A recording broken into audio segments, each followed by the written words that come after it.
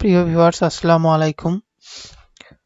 আজ আমি আপনাদের মাঝে ডিজিটাল অটোমোটিভ সফটওয়্যারের 9 নাম্বার পর্ব নিয়ে হাজির হলাম। আজ অনেক গুরুত্বপূর্ণ একটি পর্ব দেখাবো, সেটা হচ্ছে ম্যানেজ পারচেস। আমরা এর আগে সর্বপ্রথম দেখুন এখানে আমরা কি করছিলাম, ক্যাটাগরি অ্যাড করছিলাম, সাপ্লায়ার অ্যাড করছিলাম, ক্যাটাগরি অ্যাড করছিলাম, ইউনিট অ্যাড করছিলাম, তাই না? তারপর আমরা কি করলাম, তারপরে পর্বতে আমরা অ্যাড করলাম হচ্ছে প্রোডাক্ট। এই প্রোডাক্টটা কি আছে, প্রোডাক্টটা আমরা কি করলাম, কোন সাপ্লায়ার কি হিসাবে, পিস হিসাবে না কেজি হিসাবে কোন প্রোডাক্টটা দিচ্ছে সেটা আমরা ওখান থেকে সিলেক্ট করে দিলাম প্রোডাক্টের ভিতরে, তাই না?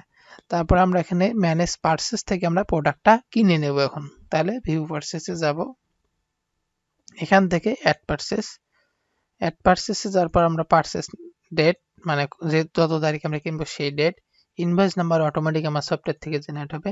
এবং আমরা দেখুন এখানে এখন সাপ্লায়ার, আমরা জানি আমি এখানে সাপ্লাই ক্রিয়েট করেছিলাম নোভা বাজাজ নামে, তাই না? তো নোভা বাজাজ নিচের দিকে আমরা পাবো, অথবা সার্চ দিয়ে নিয়ে আসবো নোভা বাজাজ। এই যে নোভা বাজাজ আমরা যখন ক্লিক করলাম তখন অটোমেটিক কিন্তু এই নোভা বাজারের অধীনে আমি যে প্রোডাক্টটা সিলেক্ট করছি সেটা অটোমেটিক লোড হয়ে গেছে এখানে ক্যাটাগরিতে। তাহলে মোটর সাইকেল ধরেছিলাম না, আমি কিন্তু এখানে প্রোডাক্টের মধ্যে নোভা বাজাজ সাপ্লায়ারের অধীনে ক্যাটাগরি কি মোটরসাইকেল ধরে দিয়েছিলাম, এই জন্য ক্যাটাগরিতে মোটরসাইকেল শো করতেছে।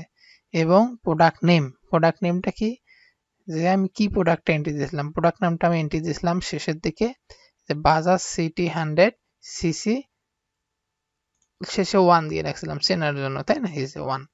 তারপর আমরা এখানে কি করব, অ্যাড করে দেব। অ্যাড করার সঙ্গে সঙ্গে দেখুন আমাদের ক্যাটাগরি সবকিছু চলে আসছে। আমি ধরুন 1 পিস গাড়ি নেব, ঠিক আছে?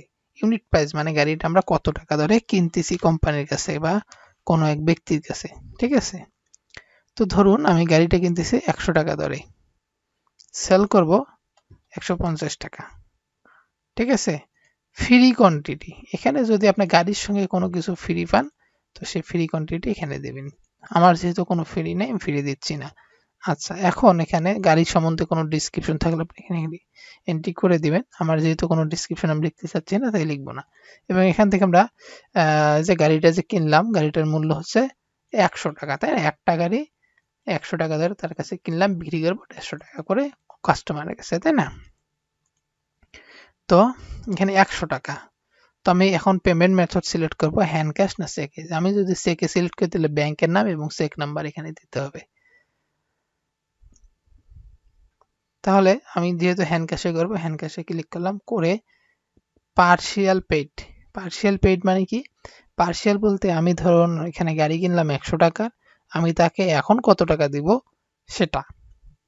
এখন ধরুন আমি তাকে 50 টাকা দিব, 50 টাকা দেবো, তাহলে এটাতে ক্লিক করবো, মানে কিছু দেবো কিছু বাকি থাকবে। আর যদি আমি এটা করলাম ফুল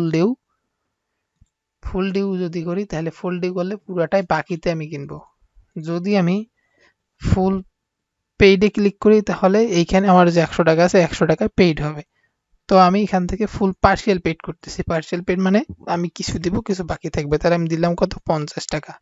প্রোডাক্ট নিলাম কত, 100 টাকার, এটা আমি স্টোর করে দিলাম। তো এখানে আমরা যখন ক্লিক করব, করার পর দেখুন এখানে আমাদের ইনভয়েস নাম্বার সবকিছু জেনারেট হয়ে গেছে এবং স্ট্যাটাস পেন্ডিং অবস্থায় আছে এবং অ্যামাউন্ট টোটাল 100 টাকা, তাই না? তো এখন যদি আমাদের সবকিছু ঠিক আছে কিনা একবার আমরা কনফার্ম করে নেব, এই যে প্রিন্ট আইকনে ক্লিক করে দেখুন আমাদের মেমো ক্রিয়েট হয়ে গেছে। এখানে দেখুন আমাদের যদি সবকিছু ঠিকঠাক থাকে, নোভা বাজাজ 150 টাকা, সেলিং প্রাইস, ফ্রি কোয়ান্টিটি নাই, কোয়ান্টিটি 1 পিস, ইউনিট 100 টাকা, অ্যামাউন্ট টোটাল 100 টাকা, আমরা পেড করছি 50 টাকা, ডিউ থাকে 50 টাকা। যদি আমার সবকিছু ঠিকঠাক মনে হয় তাহলে আমি কি করব, এখান থেকে আমি ট্যাবগুলো কেটে দিচ্ছি। তো এখান থেকে আমি কি করব, এই যে স্টোর অ্যাপ্রুভালে ক্লিক করব।